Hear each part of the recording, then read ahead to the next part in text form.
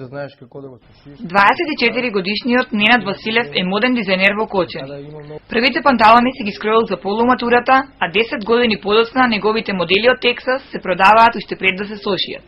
Мојот татко велеше не е убаво да бидеш шивач, али јас тој станав шивач, гледам дека е убаво.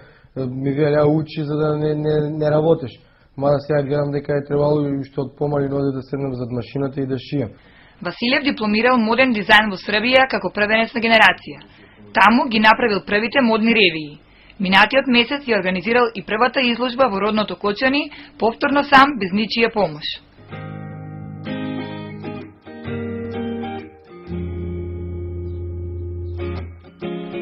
Годишниот Павле Зашев се уште не може да го отсвири првиот концерт пред кочанската публика.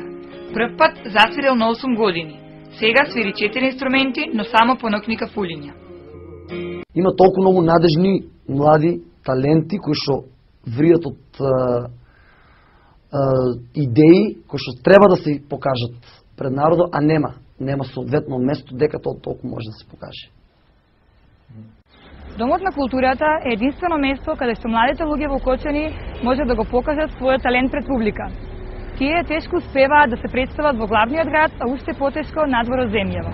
Директорот на домот Коце Стрименов вели дека Министерството за култура не дава пари за програмскиот дел во кој може да се представат и младите таленти. Ние не добиваме средства од Министерството за култура за тој дел, значи програмски, аматерски многу малку добиваме, значи они средства што ги имаме ние, значи колку можеме издвојуваме за театарски представи. Василев и Зашев велат дека многу млади луѓе размислуваат талентот да го искористат само за да ја напуштат земјата.